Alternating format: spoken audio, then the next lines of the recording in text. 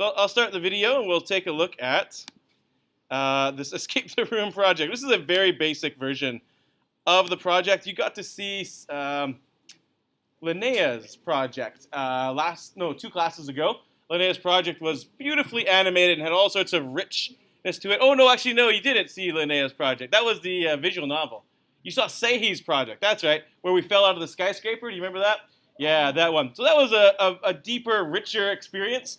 This project that we're going to look at here is a pretty basic version of it. There's no sort of code puzzle.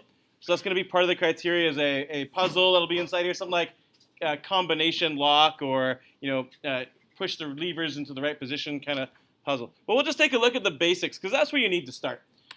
This particular project is going to show, just check the volume. Oh, we might have been muted. I don't know how the microphone works, actually. We might have been muted all the time. Hi, in case I didn't see you before.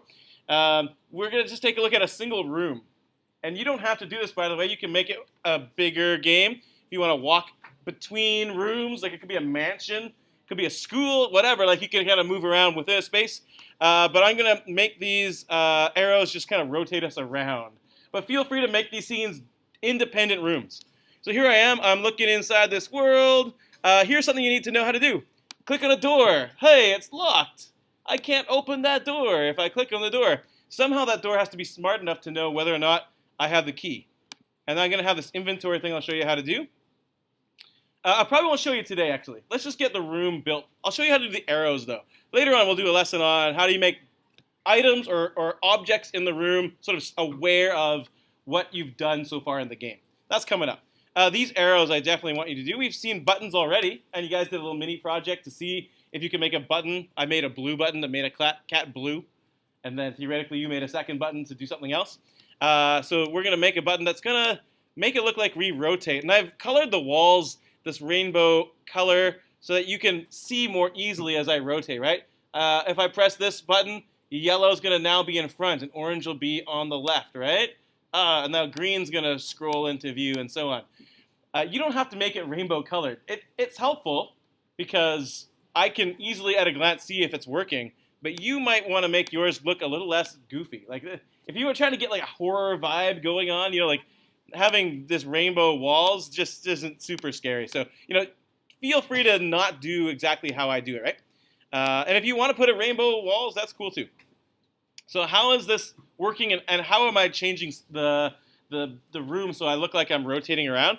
The simple answer is all those are just different backdrops. Check it out. Here's my backdrops. And this actually is a little bit of a test in your visual spatial skills because seeing how things rotate around in your mind and drawing it out, I know has given students some problems in the past. If you're like, oh no, that's no problem, then it probably will be no problem, but I know some people will find it a little bit tricky. So you'll have to make a different backdrop for each different scene. It doesn't have to be the 4 corners of the walls, right? The 4 different walls. These could be like, here's your living room, and this is the bedroom, and this is the bathroom, or this is the bridge of the spaceship, and here's this engine room, or whatever. Like you can create these scenes to be whatever you want them to be. Don't worry about having to do exactly what I do. So they're backdrops. That's the thing. The scenes are backdrops. How do the arrows work? They will change what backdrop you're on depending on where you currently are. So left arrow and right arrow, they have to know where you are to make a decision on where to take you. Ivan's got a question. Thanks, Ivan.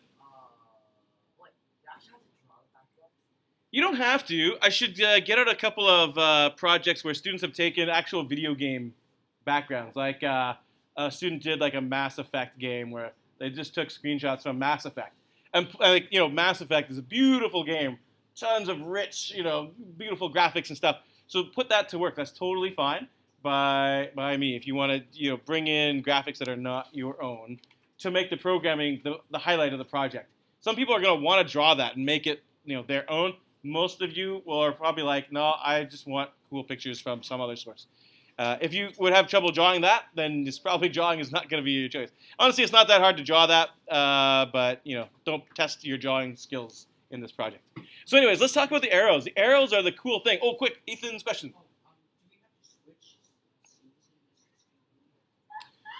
You probably do. You probably do. But you don't have to do this project. This is one of two possible projects, right? So if you are gonna do this project, these are the scenes. I'm rotating around the room, right? Those are the scenes. So I am switching, but you might be thinking, do you have to go to another room? No, you don't. You could put it all in one room. You could make one scene per room. You can make multiple rooms where you rotate around in them. It's sort of up to you how you want to do it. But you should have at least sort of four scenes, I think, would be a minimum. Also, by the way, some people sometimes ask me, like, well, how many rooms do I have to have? How many scenes do I have to have? It's not really about the number of scenes. You can have a very elaborate game within 4 walls where you have to do a whole bunch of different things. Or you can have a really boring, simple game where you just wander around a huge world where nothing really happens in each scene. So it's not really about the number of rooms or number of scenes. It's more about the amount of interesting stuff you pack into those specific scenes. I know I'm not quantifying it. That's kind of hard for a student, I know. You're trying to get a certain mark in a class. You kind of want to know, well, how much do I have to do? So, I'll give you lots of feedback as you go. Just aim for putting a fair bit of complexity in whatever number of scenes makes sense for your idea. Okay, so let's talk about the code. I know the code is what you want to know. The code is all about clicking the arrow, and it's got to know what scene you're in before it changes to the next scene. Right? If I'm on the red wall and I click left, it takes me to the orange wall scene. If I'm at the orange wall screen, I didn't click left, did I? I got my directions wrong. It's hard. Come on, guys. Right, left. I don't know. Programming, no problem. Left, right, I can't get that. Anyways, if you click right at this scene, however, it should take us to the yellow. Don't judge me. It should take you to the yellow wall. And that's just because of the way directions work, right? But how does your code know that, if you're in scene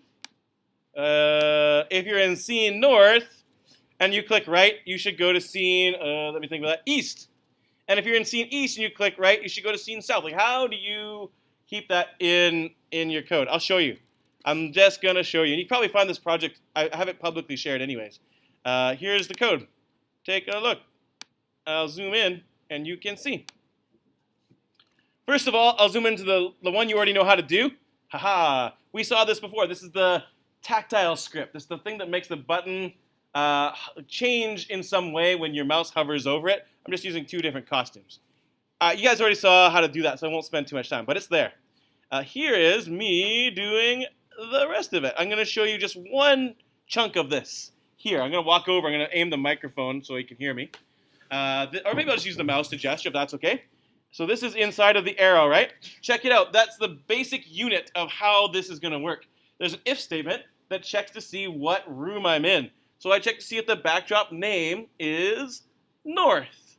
If it is, right, this trigger is when I clicked it, right? So I clicked it. This checks to see if we're facing north. If we're facing north, and we click the right arrow, then we switch the backdrop east.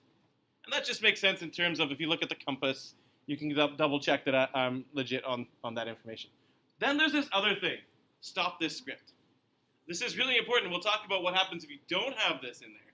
And I guarantee someone's going to make this mistake at some point. And that's okay. That's learning. Sometimes you learn the hard way. Sometimes you learn the easy way. But as long as you learn, that's all I care about. So what's the stop this script for? Well, let's zoom out and look at the whole thing.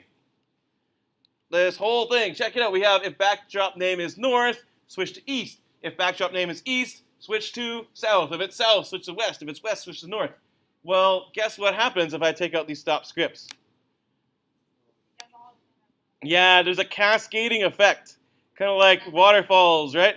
So, yeah, if you don't see it, some people have seen it, that's great. But if you don't see it, let me just say it out loud. If say you were facing north and I took out the stop scripts, it would switch to east, and then it would check the next if statement, and it would be right. We would be facing east, so then it would switch us to south, and south would go to west, and west would go to north.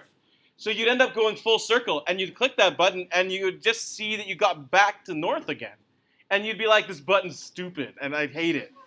And you'd like kick your computer, and that's like, no, you wouldn't do that. You're not a child like I am. You would probably would put up your hand and be like, what's wrong? But that's what's wrong. We put in the stop script so it stops checking. This isn't the only way to fix this problem, by the way. There's a number of ways to fix this problem. You could try doing some reordering of the things. But I find, reorder the if statements and such. but I find that stop script is just a nice one little block answer to the problem. So as soon as you find what direction we're supposed to be, we just stop this script. This whole script just stops. But note that it doesn't kill the script from happening again, that when this bright clicked trigger, it's always on. It's ready to go again the next time you click on it. Does that make sense, folks? Yeah? Great. Ivan, thanks for your question.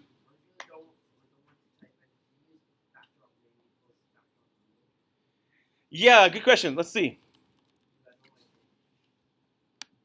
I'll see if I can help you with that.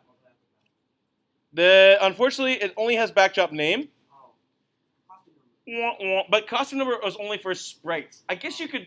No, yeah, this is for this sprite. The costume number of the costumes in this sprite. I think you could maybe find what you're looking for in sensing. I bet we could do... Check it out. This sensor, you could do stage, and we could do backdrop number. So if you really want to be lazy, you could do this extra hard work to make that lazy possible. There's no free lunch. Is the short thing. There's no super easy way. But I do salute your desire to be lazy, because in programming it's all about doing the extra work at the beginning, so the rest of your life is easier. So that's totally good instincts to have. I think that is true. Okay, so that's how you do it. Guess what? The left arrow is the exact same thing, but of course you're going to go in a different direction, right? If I'm pressing on north, I am in north, and I click the left button, it should switch me to west. But we still have the same stop script concept. That works out the same way. Yeah? Yeah? Great. Now you can make more complicated arrows. You could do an up arrow, a down arrow. Maybe you're going to make Metro Town. Yeah, Metro Town could be your Escape the Metro Town project. I don't know. Or what's a better mall? Metro Town's not a great mall. What's a better mall? Pacific Center? I can't afford to go to Pacific Center. I wouldn't know. Pacific Center, sure. So this could be your Pacific Center. I don't have like multiple thousands of dollars for my wardrobe, as you've probably noticed from my jeans and my clothes. So here we are, though. This could be Metro Town, right? You could go forward to go to the food court, or backwards takes you to what's even at, is it Nordstrom's now at the Holt Renfrew? Yeah, sure. And you could go, like, the arrow could take you to the store that's beside you, or to the store that's on the other side. Like, you don't have to make this necessarily inside a single room. You can move around inside of a school, right? This could be the hallway of the third floor of Bing, and you can click forward. But it's all the same kind of code. Each arrow you create, mine's just rotating, but if you want a forward arrow as well, it's just a matter of choosing what scene to go to, and that's just backdrops. Ivan was right in that naming things is kind of a pain, and if you were to just use the number, you're going to be in a bit of trouble, because if I was to look at this code, I'll show you my code again. I can just look at this code and decide if it makes sense, right? You don't have to know anything about programming. I could just say, I'm turning to the left, and my backdrop name is north. Does it make sense that I'm facing west? You could just think about that, right? But if you named it 1 and 2 and 3 and 4 and 5, then 1 does not necessarily go to 3. That doesn't necessarily make intuitive sense. So there is a danger in that. Or if you name your backdrops like A, B, C, or D, like in the names, there is some value in choosing names that will help you to make this code not break.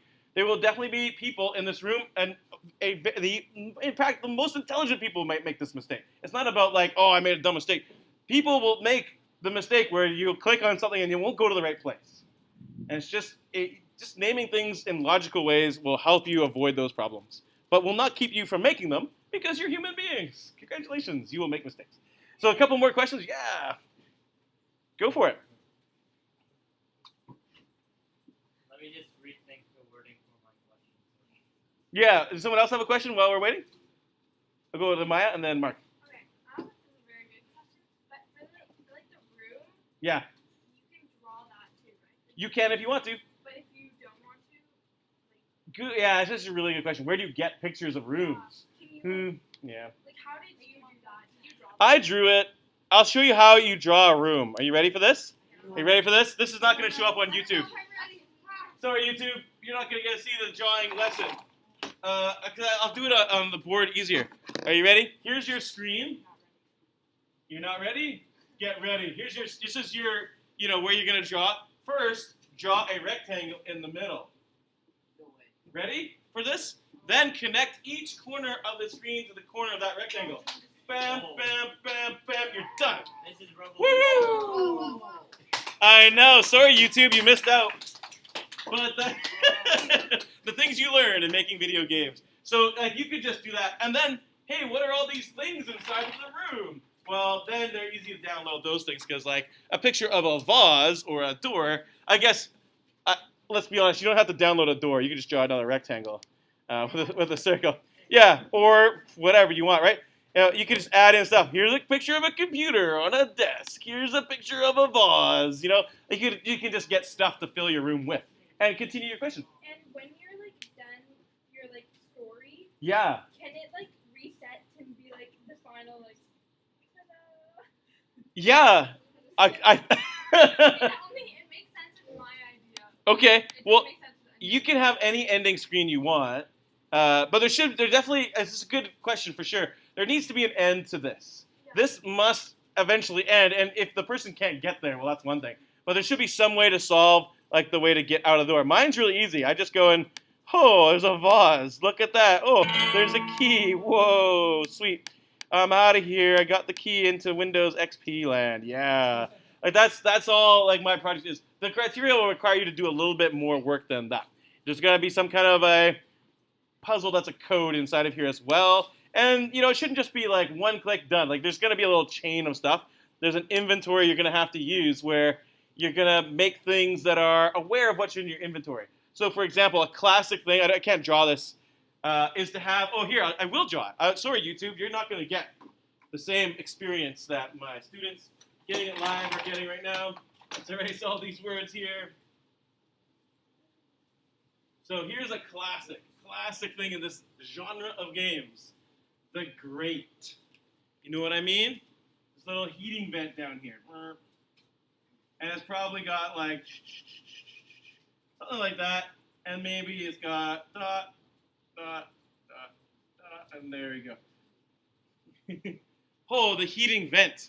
So the heating vent, if you click on it at first, you click, and it's like, it'll say something like, I can't pry it off. If only I had a screwdriver. Yeah, for sure. And as you move around in the world, well, maybe you open the drawer of the desk and there's a screwdriver in there. So then the great sprite, this would just be a sprite, would then interact differently if you clicked on it and screwdriver was in your inventory. And inside of that would be the next thing to give you something else, right? Then all of a sudden, inside of there is a note. And the note tells you some clue about the combination. Just imagine there's some like twisted person messing with you, like it's from Saw or something like that. And they're like, maybe not quite that gross, but they are somehow like toying with you, and you're gonna toy with them. Well, think of that person as me. You're toying with me. You have me trapped in a room because I'm gonna be playing your game. And what kind of weird, convoluted path can you take me down? So how do you make it so that grate knows that you're holding the screwdriver or not? Or I have right now, how does the door know if I'm holding the key or not? So here's the key to doing this. I know, that was bad. Even by my standards, that was bad. Wow. So hilarious. I know. Wow. That's awesome. Here it is. The key to all of this is a list. We finally made it, folks. We have finally made it. Instead of making a variable, you're going to make a list. What is a list? Wait, we haven't done variables yet, have we? Never mind. We're going to do lists before we do variables, because actually, I think that's what I do in every year. I just forgot that I do lists. Hey, we're going to do a list. The list is exactly what you think it is. A list, like you make a list of things to do, right? A grocery list. A list of the top 10 most awesome names to name your kid in 2018. I don't know, like whatever lists you've ever made in your whole life. It's the same idea. What do you do with lists? Well, you can add things to lists, right? Oh, I have to do the laundry when I get home. Better add that to my list. So that's what a list is just empty when you make it. You just click make a list. Make it for all sprites. Give it a name like inventory. Inventory is the word in video games that is, what items do you currently have? When you make a list, by the way, notice I have it turned on. I'll zoom out. I just show it, and if it's empty, it's just a big ugly gray box. But if I add something to the inventory, watch this. I'm going to go and add thing. Here it is. Here's the block to add stuff. I'll add screwdriver. Your block of code can just be add screwdriver, and if I'll double click on it, but you can trigger it to happen. And check it out. Whoa, there it is, screwdriver. It's there in our list. So your sprites can be sensitive to what's in that list. So I'll show you what that looks like. It's actually really simple code. Here it is. Here's my door. And I'll zoom in. Ta-da! Inside of the data tab, there's a list contains blah question. And you can plug that to an if else so that when you click on the sprite, you can say, hey, if the inventory contains blah, then do this, otherwise do that if it's not in there. So you can make an if else that kind of makes a decision on how it should behave based on the inventory, if it contains something or not. So that's the story. That's how you do it. So this maybe changes costume of the grate so that it suddenly becomes a skew, which reveals the screwdriver sprite. Maybe it broadcasts something to show the screwdriver sprite, so it suddenly appears so you can click on it. There's all sorts of different things. And here I broadcast Win, so I show the Windows XP start screen, or desktop or whatever. Here's another thing your objects have to have, though. It's not just that. Watch what happens to my door when I go to the left. I went to the right, didn't I? When I went to the right or left, oh look, it's back. It's gone. It's gone. It's gone. It's back. How does it know how to do that? Well, it's as simple as this. You're gonna like this a lot. Or your money back. Here we go. Check out this sweet, sweet code. When the backdrop switches to north, I show the door because it's on the north backdrop, right? It's one of the things in the north backdrop. But when I switch to any other one, I hide. There it is. So if you're switching to other backdrops, it just automatically will go away when you click the arrow. No need to connect a broadcast and a receive trigger. You can use the backdrop to trigger those things. See this backdrop trigger? When the backdrop switches. Oh man, that's the way to do it. I think technically I don't need this one. If I switch to south, then I probably was in east or west, which means I probably already hit it. But I didn't want to take any risks. I was like, just slam it in. Just put in as many as possible. This is the main one right here. When I switch to north, that's when this thing shows up. And if it's not showing, well, this thing that I did over here, this doesn't work if it's not showing. You can't click on something that's hidden. Yeah? Makes sense? It's the same code. Thanks, Mark, for your question. I'll just be 1 second. Same code for the vase. Right? Here's my vase. It doesn't show up until that. There it is. Look at that stuff. It's all in there. Show, hide, hide, hide. Hey, look at this. This one, if I click on it and I already got the key, it tells me you already have the key. Look at the key. I know. Wow. I go back. It's already moved. If I clicked on it again and I didn't code it, it would just keep sliding. It would slide again. Eventually, it would slide off the screen. That would just be dumb. What kind of weird universe do you live in? But no, instead the vase talking to you is also dumb. But, it's just a way of sending a message. You already have the key. If you don't like the idea of your things talking, I don't mind if you make them talk, by the way. But if you want to make it a little bit more professional, consider making some kind of message sprite, which just has text in it. You can make it ghost in and out, make really, really nice text boxes that appear. You just make one sprite that's your text box and have all the costumes of all the messages you want to say. Just have it receive a broadcast and then switch to the right costume.